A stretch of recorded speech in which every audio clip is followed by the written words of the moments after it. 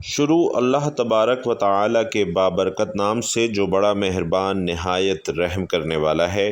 بھائیوں اور بہنوں، یہ کلمات ہر مسلمان کو یاد ہونے چاہیے، کیونکہ ان کلمات کو پڑھتے ہی انشاءاللہ جنت واجب ہو جاتی ہے۔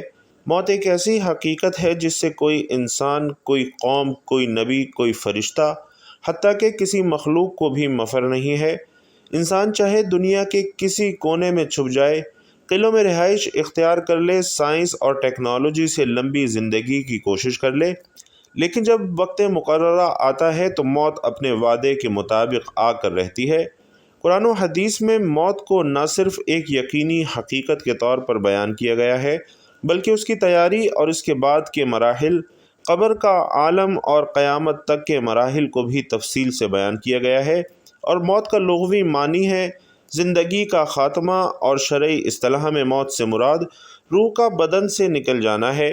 انسان کی تخلیق روح اور جسم سے ہوئی ہے، اور موت ان دونوں کے درمیان جدائی کا نام ہے۔ موت ایک پردہ ہے، ایک دروازہ ہے جو انسان کو دنیاوی زندگی سے اخروی زندگی کی طرف لے جاتا ہے۔ قرآن مجید میں متعدد مقامات پر موت کا ذکر کیا گیا ہے۔ اللہ تعالیٰ نے موت کو ایک مقرر شدہ وقت قرار دیا ہے جس سے کسی کو فرار حاصل نہیں ہے۔ ارشاد ربانی ہے، کل نفس ذائقۃ الموت، یعنی ہر نفس کو موت کا ذائقہ چکھنا ہے۔ ناظرین، یہ آیت ہمیں موت کی حتمی حقیقت یاد دلاتی ہے۔ کوئی انسان، چاہے وہ نبی یا ولی ہی کیوں نہ ہو، موت سے بچ نہیں سکتا، اور اسی لیے ارشاد ربانی ہے کہ کہہ دیجئے کہ جس موت سے تم بھاگتے ہو وہ یقیناً تم سے آ ملے گی۔ اس آیت مبارکہ میں موت کے ناگزیر ہونے کو واضح انداز میں بیان کیا گیا ہے، اور سورۃ الملک میں ارشاد ہے، الذی خلق الموت والحیات لیبلوکم ایکم احسن عملا، یعنی جس نے موت اور زندگی کو پیدا کیا تاکہ تمہیں آزمائے کہ تم میں کون بہتر عمل کرتا ہے۔ یہاں موت اور زندگی کو ایک امتحان کا ذریعہ قرار دیا گیا ہے۔ اسی طرح ناظرین محترم، ہمارا آج کا وظیفہ بھی مسلمانوں کے لیے ایسے کلمات کا وظیفہ ہے کہ جب انسان کی موت واقع ہو جاتی ہے تو ان کلمات کو پڑھنے والے کی روح نکلتے ہی جنت میں داخل ہو جاتی ہے۔ یہ کلمات ایسے بابرکت کلمات ہیں کہ ان کو پڑھنے والے پر جنت واجب ہو جاتی ہے۔ ان کلمات کا ورد کرنے والے کی بخشش ہو جاتی ہے، اس کے گناہوں کو معاف کر دیا جاتا ہے، اور اس کے لیے آخرت کا عذاب ہٹا دیا جاتا ہے، جس سے روح نکلتے ہی فوراً جنت میں داخل ہو جاتی ہے۔ تو آپ سے گزارش ہے کہ ان کلمات کے بارے میں جاننے کے لیے ویڈیو کو آخر تک لازمی دیکھیے گا، انشاءاللہ آپ کو بہت فائدہ ہوگا۔ بھائیوں اور بہنوں، رسول اللہ صلی اللہ علیہ وسلم نے موت کی تیاری اور اس کے بعد کے مراحل کے بارے میں تفصیل سے ارشاد فرمایا ہے۔ نبی کریم صلی اللہ علیہ وسلم فرماتے کہ لذتوں کو توڑنے والی چیز یعنی موت کو کثرت سے یاد کیا کرو۔ یہ حدیث ہمیں اس حقیقت کی طرف متوجہ کرتی ہے کہ دنیاوی لذتوں میں ڈوبنے کے بجائے موت کی یاد سے اصلاح کی راہ اپنائی جائے۔ حضرت برا بن عازب رضی اللہ تعالی عنہ سے روایت ہے کہ نبی علیہ الصلاۃ والسلام نے فرمایا، جب مومن کی روح نکلتی ہے تو وہ آسانی سے نکلتی ہے اور خوشبودار ہوتی ہے، فرشتے اس کا استقبال کرتے ہیں اور وہ جنت کی بشارت پاتا ہے۔ اسی طرح رسول علیہ الصلاۃ والسلام فرماتے کہ عقل مند وہ ہے جو اپنے نفس کا محاسبہ کرے اور موت کے بعد کے لیے عمل کرے۔ ناظرین، قرآن و سنت دونوں میں موت کی تیاری پر زور دیا گیا ہے۔ دنیا دارالعمل ہے اور موت اس عمل کے خاتمے کا اعلان ہے۔ اس کے بعد صرف جزا اور سزا کا دور شروع ہو جاتا ہے۔ قبر انسان کے لیے جنت کے باغوں میں سے ایک باغ ہو سکتی ہے، یا پھر جہنم کے گڑھوں میں سے ایک گڑھا ہو سکتی ہے۔ نیک انسان کو قبر میں راحت، وسعت اور جنت کی ہوا ملتی ہے، جبکہ گناہگار کو عذاب اور تنگی کا سامنا ہوتا ہے۔ موت کے فوراً بعد فرشتے منکر نکیر سوال کرنے کے لیے آتے ہیں اور پوچھتے ہیں، تیرا رب کون ہے؟ تیرا دین کیا ہے؟ تیرے نبی کون ہے؟ نیک انسان ان سوالات کا صحیح جواب دیتا ہے، جبکہ بدکار اور کافر یہ سب بھول جاتا ہے۔ موت کو ہر وقت یاد کرنے سے دل نرم ہو جاتا ہے اور انسان گناہوں سے بچا رہتا ہے۔ دنیا کی فانی حیثیت اسے یاد رہتی ہے اور آخرت کی تیاری کا جذبہ اس میں پیدا ہو جاتا ہے۔ اکثر اولیاء اللہ موت کی یاد کو اپنا وظیفہ بنائے رکھتے تھے۔ حضرت عمر بن عبدالعزیز رحمۃ اللہ علیہ جب قبرستان سے گزرتے تو فرماتے کہ یہ وہ لوگ ہیں جو تم سے زیادہ دنوں کے لیے آباد تھے، زیادہ مال رکھتے تھے، لیکن آج مٹی میں مدفون ہیں۔ بھائیوں اور بہنوں، موت ایک دروازہ ہے جس سے ہر انسان کو گزرنا ہے، اور کامیاب وہی ہوگا جو دنیا میں نیک عمل کے ساتھ زندگی گزارے اور رب کی رضا کے لیے جیے۔ قرآن و حدیث ہمیں نہ صرف موت کی تیاری کا درس دیتے ہیں بلکہ یہ بھی بتاتے ہیں کہ حقیقی زندگی دراصل موت کے بعد ہی شروع ہوتی ہے۔ جو لوگ اس دنیا میں اللہ کو راضی کر لیتے ہیں وہ موت کو راحت کا ذریعہ پاتے ہیں، اور جو دنیا کے دھوکے میں زندگی گزار دیتے ہیں ان کے لیے موت دردناک انجام ہو جاتی ہے۔ بھائیوں اور بہنوں، انسان کی زندگی کا سب سے نازک، پر اسرار اور حساس ترین لمحہ وہ ہوتا ہے جب اس کی روح اس کے جسم سے جدا ہو رہی ہوتی ہے۔ اس لمحے کو قرآن مجید، احادیث مبارکہ اور اولیاء اللہ کے اقوال میں بڑی وضاحت سے بیان کیا گیا ہے۔ یہ لمحہ ہر انسان پر آتا ہے، چاہے وہ نیک ہو یا بدکار ہو، فقیر ہو یا بادشاہ ہو، عالم ہو یا جاہل ہو۔ روح کا نکلنا ایک یقینی حقیقت ہے جس سے کسی کو مفر نہیں، اور اللہ تعالیٰ قرآن مجید میں یہ ارشاد فرماتا ہے کہ ہر نفس کو موت کا ذائقہ چکھنا ہے، اور یہ آیت ہمیں بتاتی ہے کہ موت ایک ایسا ذائقہ ہے، ایک ایسی کیفیت ہے جس سے بہرحال ہر انسان کو گزرنا ہے۔ روح نکلنے کا یہ عمل کبھی سہل اور آسان ہوتا ہے، کبھی انتہائی کٹھن اور تکلیف دہ ہو جاتا ہے۔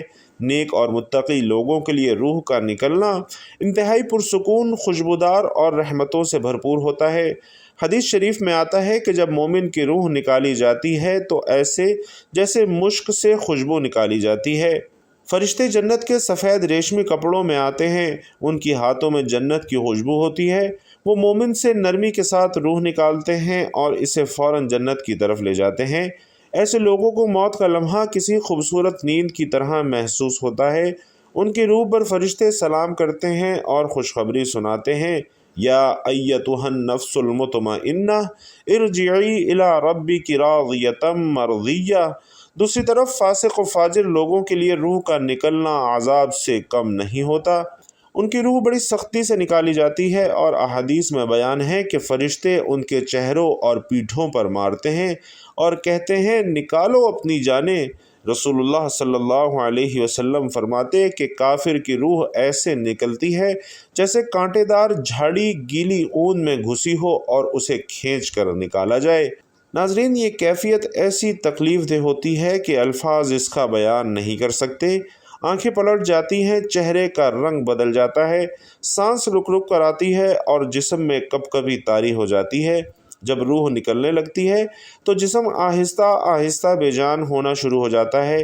سب سے پہلے پاؤں سن ہوتے ہیں، پھر ٹانگیں، جسم کا نچلا حصہ، اور پھر آخر میں سر، اور انسان کی آنکھیں کھلی رہ جاتی ہیں، کیونکہ روح نکلنے کے بعد انسان کا اختیار نہیں رہتا اور روحانی طور پر انسان کی نگاہیں ایک الگ دنیا دیکھنے لگتی ہیں۔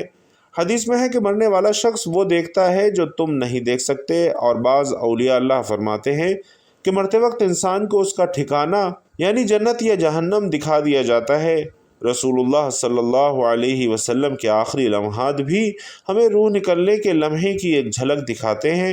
حضرت عائشہ صدیقہ رضی اللہ تعالی عنہا فرماتی ہیں کہ میں نے دیکھا کہ نبی کریم صلی اللہ علیہ وسلم کے سامنے پانی رکھا گیا، آپ بار بار اس میں ہاتھ ڈالتے اور اپنے چہرے پر ملتے اور فرماتے کہ موت کی بھی سختیاں ہوتی ہیں۔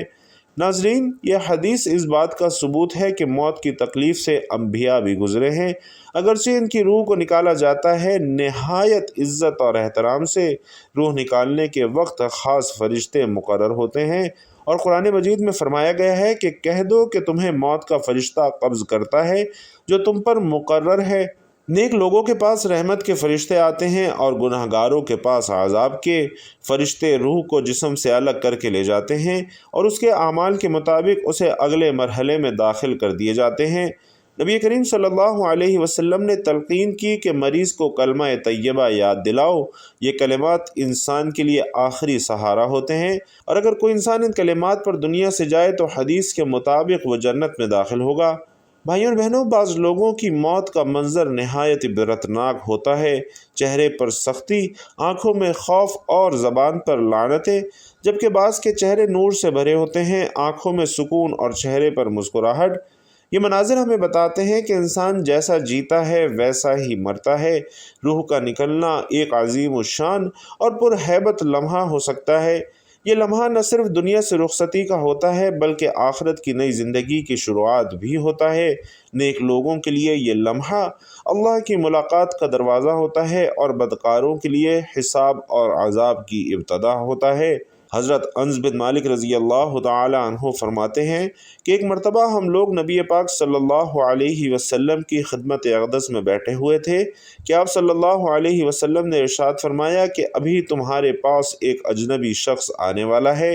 چنانچہ ایک انصاری صحابی رضی اللہ تعالی عنہ اسی حالت میں تشریف لائے کہ وضو کا پانی ان کی داڑھی سے ٹپک رہا تھا اور انہوں نے اپنے جوتے بائیں ہاتھ میں اٹھا رکھے تھے۔ دوسرے دن بھی آپ صلی اللہ علیہ وسلم نے یہی ارشاد فرمایا کہ ابھی تمہارے پاس ایک اجنبی شخص آنے والا ہے۔ وہ شخص اسی طرح تشریف لائے، وضو کا پانی ان کی داڑھی سے ٹپک رہا تھا اور انہوں نے اپنے جوتے بائیں ہاتھ میں اٹھا رکھے تھے۔ تیسرے دن بھی نبی کریم صلی اللہ علیہ وسلم نے یہی ارشاد فرمایا کہ ابھی تمہارے پاس ایک جنتی شخص آنے والا ہے۔ وضو کا پانی ان کی داڑھی سے گر رہا تھا اور انہوں نے اپنے جوتے بائیں ہاتھ میں اٹھا رکھے تھے۔ جب نبی پاک صلی اللہ علیہ وسلم اٹھ کر چل دیے تو حضرت عبداللہ ابن عمر بن معاذ رضی اللہ تعالی عنہ ان انصاری صحابی کے پیچھے ہو لیے اور اس انصاری سے کہنے لگے، حضرت میں اور میرے والد میں کچھ بول چال ہو گئی ہے جس پر میں قسم کھا بیٹھا ہوں کہ میں 3 دن تک اپنے گھر نہیں جاؤں گا، لہٰذا اگر آپ مناسب سمجھیں تو اس مدت تک آپ اپنے یہاں رہنے کی مجھے اجازت رحم فرمائیں۔ اس انصاری صحابی رضی اللہ تعالی عنہ نے جواب دیا، ٹھیک ہے۔ حضرت انس رضی اللہ تعالی عنہ فرماتے ہیں کہ حضرت عبداللہ ابن عمر رضی اللہ تعالی عنہ کا بیان ہے کہ میں نے 1 رات یا 3 راتیں اس انصاری کے یہاں گزاری، لیکن دیکھا کہ وہ رات میں کوئی عبادت نہیں کرتے، صرف اتنا کرتے کہ رات میں جب بھی بستر پر کروٹ بدلتے تو اللہ تعالیٰ کا ذکر کرتے اور اس کی بڑائی بیان کرتے یہاں تک کہ فجر کے لیے بیدار ہو جاتے۔ حضرت عبداللہ بن عمر رضی اللہ تعالی عنہ بیان کرتے ہیں کہ ایک بات یہ بھی دیکھی کہ میں نے ان کے منہ سے سوائے کلمہ خیر کے کچھ نہیں سنا، اور جب 3 دن پورے ہو گئے تو مجھے ان کا عمل بہت ہی ہلکا سا معلوم ہونے لگا، تو میں نے کہا، اے اللہ کے بندے، دراصل نہ تو میری اور میرے والد صاحب کے درمیان کوئی ایسی بات ہوئی تھی، نہ ہی میں نے ناراضگی کے باعث گھر چھوڑا تھا، بلکہ واقعہ یہ ہوا کہ 3 مرتبہ ہمارے نبی کریم صلی اللہ علیہ وسلم نے ارشاد فرمایا کہ ابھی ایک جنتی شخص آ رہا ہے اور 3 دن آپ ہی تشریف لائے، تو میں نے ارادہ کیا کہ آپ کے پاس رہ کر آپ کا عمل دیکھوں تاکہ میں بھی ویسا کر سکوں، لیکن میں دیکھ رہا ہوں کہ آپ تو زیادہ عمل نہیں کرتے، پھر کیا وجہ ہے کہ آپ اس مقام کو پہنچے جس کی بنیاد پر اللہ تعالیٰ کے نبی کریم صلی اللہ علیہ وسلم نے یہ بات کی ہے؟ انہوں نے کہا، بس تم میرے اعمال کو تو دیکھ چکے ہو، ان کے سوا کوئی خاص پیچیدہ عمل تو نہیں ہے۔ پھر جب میں وہاں سے واپسی کے لیے مڑا تو انہوں نے مجھے آواز دے کر بلایا اور فرمایا، عمل تو وہی ہے جو تم نے دیکھا، البتہ ایک بات ضرور ہے کہ میرے دل میں کبھی بھی کسی مسلمان سے دھوکے بازی کا ارادہ بھی نہیں ہوا اور نہ ہی اللہ تعالیٰ کی دی ہوئی بھلائی اور نعمت پر ان سے حسد کرتا ہوں۔ حضرت عبداللہ ابن عمر رضی اللہ تعالی عنہ نے کہا کہ اسی عمل نے آپ کو اس درجے تک پہنچایا ہے اور یہی وہ چیز ہے جو ہر ایک کے بس کی نہیں۔ نبی کریم صلی اللہ علیہ وسلم نے فرمایا، یہ الفاظ استغفار کے تمام الفاظوں کے سردار ہیں۔ جس شخص نے اس دعا پر یقین رکھتے ہوئے دن میں ان الفاظ کو کہہ لیا اور اس دن شام ہونے سے پہلے اس کا انتقال ہو گیا تو وہ جنتی ہے، اور جس نے اس دعا کے الفاظ پر یقین رکھتے ہوئے رات کو کہا اور صبح ہونے سے پہلے اس کا انتقال ہو گیا تو وہ بھی جنتی ہے۔ تو ناظرین، وقت کی نزاکت کو مد نظر رکھتے ہوئے آج کے عمل کی جانب چلتے ہوئے آپ کو بتاتے ہیں کہ وہ کلمات کون سے ہیں۔ اگر ان کلمات کا ورد کر لیا جائے تو مرتے وقت روح نکل کر سیدھا جنت میں جاتی ہے۔ یہ کلمات احادیث نبویہ صلی اللہ علیہ وسلم سے ثابت ہیں، جن کے بارے میں فرمایا گیا ہے کہ اگر کوئی مسلمان ان کلمات پر ایمان رکھ کر اخلاص سے اور دل و زبان سے ادا کرے تو اللہ تعالیٰ اس کے لیے جنت واجب فرما دیتا ہے۔ تو آپ نے ان کلمات کا ورد چلتے پھرتے اٹھتے بیٹھتے کرتے رہنا ہے تاکہ اللہ تعالیٰ گناہوں کو معاف کرتے ہوئے ان کلمات کی بدولت آپ کی روح کے لیے جنت واجب کر دے۔ ان کلمات کا ورد کرتے وقت سب سے پہلے آپ نے حضور پاک صلی اللہ علیہ وسلم کی ذات اقدس پر درود پاک کا نذرانہ پیش کرنا ہے۔ درود پاک آپ کوئی سا بھی پڑھ سکتے ہیں، چاہے تو آسان اور مختصر سا درود صلی اللہ علیہ وآلہ وسلم پڑھ لیں یا صلی اللہ علی محمد پڑھ لیں، لیکن چونکہ درود ابراہیمی کی فضیلت سب سے زیادہ ہے، پیارے آقا صلی اللہ علیہ وسلم بھی تمام درودوں میں درود ابراہیمی کو ہی سب سے زیادہ محبوب رکھتے تھے، اس لیے بھائیوں اور بہنوں آپ نے کوشش کرنی ہے کہ درود ابراہیمی ہی پڑھنا ہے۔ خیر و برکت اور ثواب کی نیت سے ایک مرتبہ میرے ساتھ بھی تلاوت فرما لیجئے۔ اللہم صلی علی محمد وعلی آل محمد کما صلیت علی ابراہیم وعلی آل ابراہیم انک حمید مجید۔ اللہم بارک علی محمد وعلی آل محمد کما بارکت علی ابراہیم وعلی آل ابراہیم انک حمید مجید۔ تو درود پاک پڑھنے کے بعد آپ نے سب سے پہلے کلمہ طیبہ پڑھنا ہے، لا الہ الا اللہ محمد الرسول اللہ۔ رسول اللہ صلی اللہ علیہ وسلم فرماتے ہیں کہ جس شخص کے کلمات میں آخری کلمہ لا الہ الا اللہ ہوا وہ جنت میں داخل ہوگا۔ تو ناظرین، کلمہ طیبہ کو آپ نے کم سے کم 33 مرتبہ پڑھنا ہے، اور کلمہ طیبہ پڑھنے کے بعد آپ نے کلمہ شہادت پڑھنا ہے، اشہد ان لا الہ الا اللہ وحدہ لا شریک لہ واشہد ان محمدا عبدہ ورسولہ۔ نبی کریم صلی اللہ علیہ وسلم فرماتے ہیں کہ جو شخص اس حالت میں فوت ہوا کہ وہ جانتا تھا کہ اللہ کے سوا کوئی معبود نہیں، وہ جنت میں داخل ہوگا۔ کلمہ شہادت پڑھنے کے بعد آپ نے سورۃ الاخلاص کی تلاوت کرنی ہے۔ بسم اللہ الرحمن الرحیم، قل هو اللہ احد اللہ الصمد لم یلد ولم یولد ولم یکن لہ کفوا احد۔ ناظرین، اگر کوئی مومن دل سے یقین رکھتے ہوئے اس سورت کو کثرت سے پڑھتا رہا ہو اور موت کے وقت بھی زبان پر ہو تو یہ بھی جنت کا ذریعہ بن سکتی ہے، تو آپ نے سورۃ الاخلاص کم سے کم 21 مرتبہ پڑھنی ہے، اور اس کے بعد آخر میں استغفار کی ایک تسبیح پڑھنی ہے، یعنی 100 مرتبہ آخر میں استغفر اللہ پڑھنا ہے، اور اس کے بعد وہی درود پاک پڑھنا ہے جو آپ نے وظیفہ شروع کرنے سے پہلے پڑھا تھا۔ یہ عمل کرنے کے بعد آپ نے اللہ تعالیٰ کی بارگاہ میں اپنے گناہوں پر ندامت اور شرمسار ہوتے ہوئے معافی مانگنی ہے، اور حسن خاتمہ کے لیے دعا کرنی ہے، اور اللہ تعالیٰ سے یہ کثرت سے دعا کرنی ہے کہ اے اللہ، میرا آخری کلمہ لا الہ الا اللہ محمد الرسول اللہ بنا دے۔ تو ناظرین، آپ نے ان کلمات کو بتائے گئے طریقے اور ترتیب سے لازمی پڑھتے رہنا ہے۔ یہ کلمات انسان کی بخشش کا ذریعہ بنتے ہیں، اور جب انسان کو اس کے گناہوں کی معافی مل جاتی ہے تو اس کے لیے موت کی منزلیں آسان ہو جاتی ہیں، اور اس کی روح نکل کر سیدھا جنت میں داخل ہو جاتی ہے، اس کے لیے جنت واجب کر دی جاتی ہے۔